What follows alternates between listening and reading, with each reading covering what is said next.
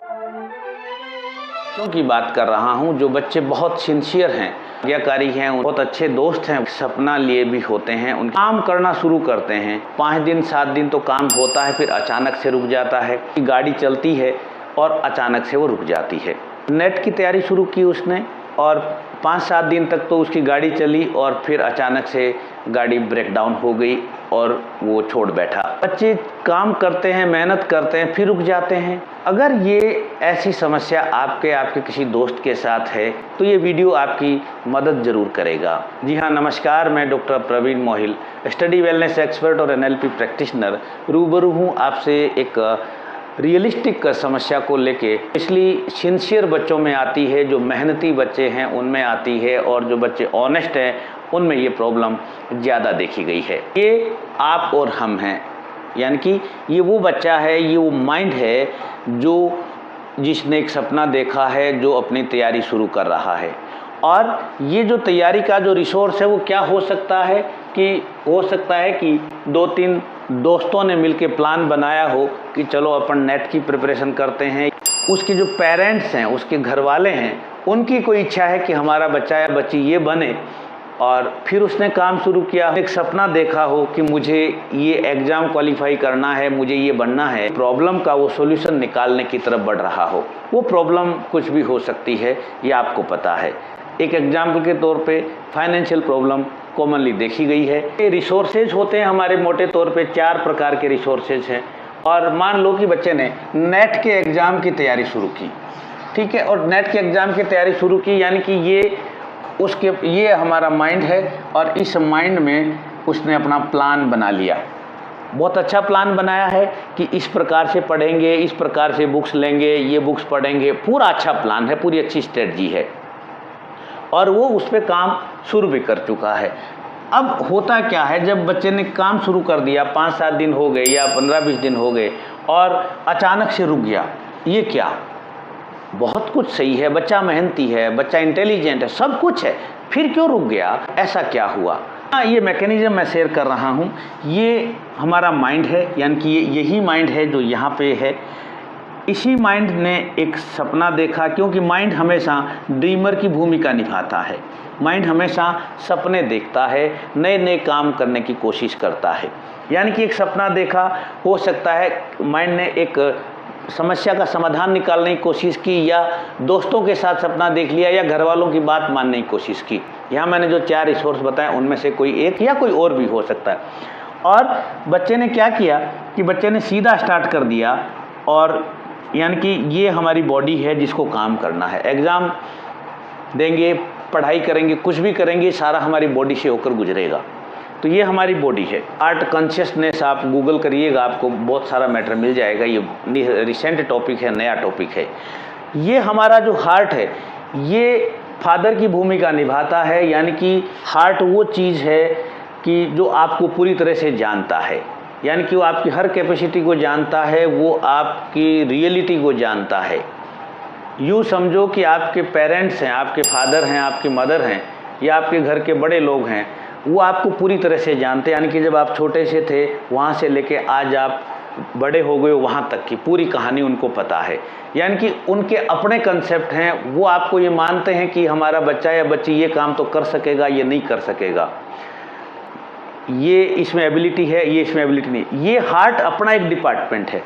तो हम क्या करें कि यानी कि यहाँ रुका क्यों? क्योंकि बच्चे ने यहाँ से सीधा आया और यहाँ से काम करना शुरू कर दिया। अब ये रूट गलत है, यानी कि ये रूट शॉर्टकट है, और लाइफ में कभी कोई शॉर्टकट नहीं होता। तो फिर सही मैकेनिज्म क्या है? सही मैकेनिज्म ये है कि यहाँ पे जो ड्रीमर है वो ड्रीम देखेगा, और ये फादर हैं, यूँ समझो कि ये स्ट्रिक्ट फादर हैं, और ये हार्ट जो हैं ये फादर का काम करते हैं, ये सेवर का काम करते हैं। ये हमें किसी भी अनजान खतरे से बचाते हैं, जो आने वाले खतरे से हमें बचाते हैं। ये हमारा हार्ट है। तो ये हार्ट क्या करेगा कि अगर उस हार्ट को लगेगा कि जो ड्रीम है ये सूटेबल नहीं है, या ड्रीम में कोई प्रॉब्लम है, तो ये क्या करेगा? हमें परमिशन नहीं देगा और ये आगे रोक देगा। ये सप्लाई रुक जाएगी और फिर धीरे धीरे बॉडी काम करना बंद कर देगी, यानी कि आपका एक्शन बंद हो जाएगा। अब होना क्या चाहिए, ये वास्तविकता क्या है कि पहले हमारा माइंड ड्रीम देखता है, फिर ये जो हमारा हार्ट है, हमारा हार्ट कॉन्शियसनेस है, वो उसको एग्जामिन करती है, उसको चेक करती है कि जो आपने ड्रीम देखा है उसकी क्या सूटेबिलिटी है, क्या फिजिबिलिटी है, यानी कि वो व्यवहारिक है कि नहीं आपके लिए। वो आपका हार्ट जो है आपका पीछे का जो बैकग्राउंड में जाता है, पूरी आपकी स्कूलिंग में जाता है, आपने कहाँ क्या सीखा, कहाँ क्या किया, हर चीज़ पे वो एग्जामिन करके और वो आपको आपके ड्रीम के लिए परमिशन देगा। जैसे ही आपने परमिशन दे दी हार्ट ने, यानी कि आपको परमिशन मिल गई, और फिर ये जो बॉडी जो है वो अपना काम करना शुरू कर दे, रुकोगे नहीं, आप मंजिल पर ही रुकोगे। गलती ये हो जाती है कि हम सीधा माइंड से बॉडी पे आ जाते हैं, सीधा माइंड से बॉडी पे आने की वजह से वो काम होता नहीं। हमारा जो सेवर है वो नाराज़ है। यूँ समझो कि आपको आपके दिल ने नहीं चाहा, सिर्फ आपके माइंड ने चाहा, तो वो काम हमारा रुक जाता है। अब सवाल ये है कि ये जो शॉर्टकट है इसको तो हम ना लें और हम पहले अपने दिल की सुने। इसीलिए तो कहा जाता है ना कि आपका दिल कहे वो करो। ये दिल है, ये बेसिकली हार्ट कॉन्शियसनेस है।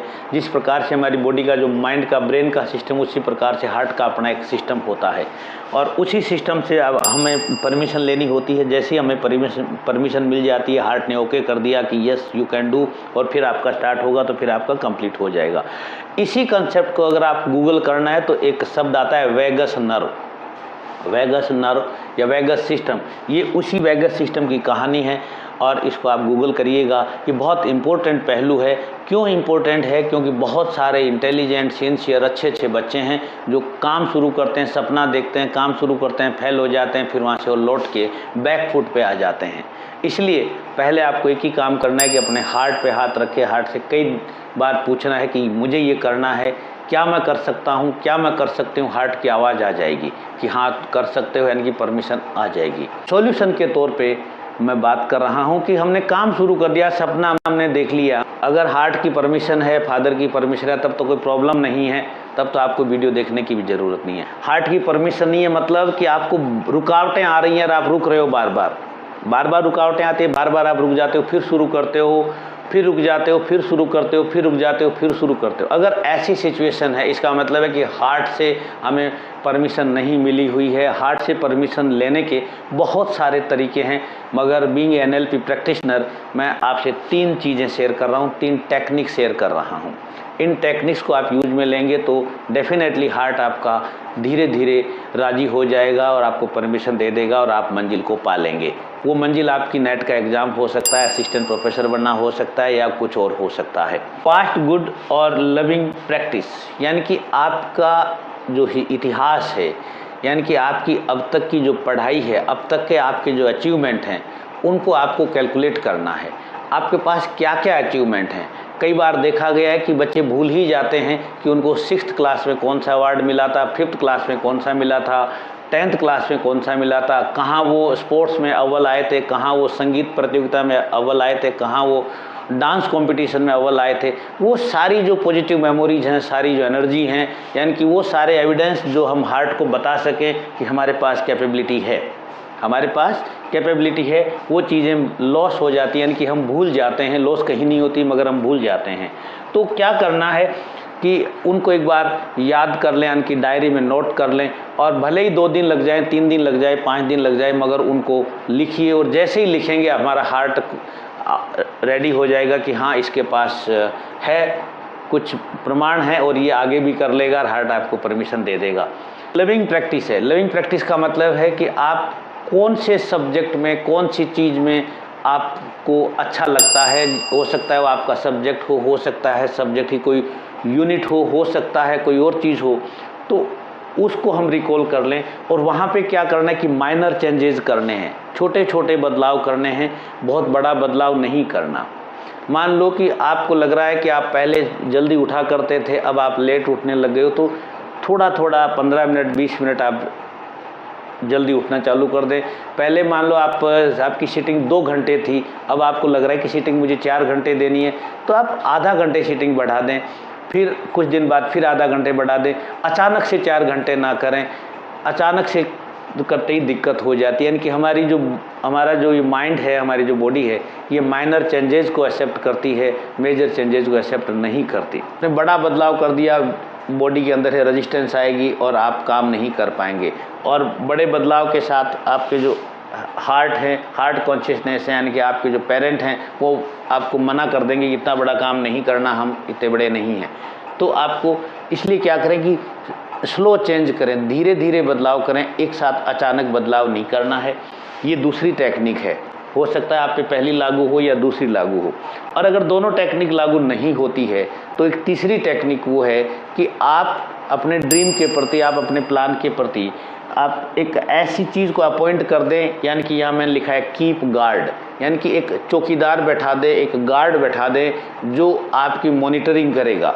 मॉनिटरिंग करेगा मतलब ये गार्ड क्या हो सकते हैं? ये गार्ड हो सकते हैं आपकी कोई प्रॉब्लम है, यानी कि आपके पास कोई ऐसी प्रॉब्लम है जिसका आप सॉल्यूशन चाहते हैं। अगर जब तक प्रॉब्लम रहेगी जब तक आप काम करते रहेंगे, यानी कि प्रॉब्लम को हम गार्ड बना देते हैं। और प्रॉब्लम हमेशा 24 घंटे की है तो आप 24 घंटे उस पर फोकस रह सकते हैं।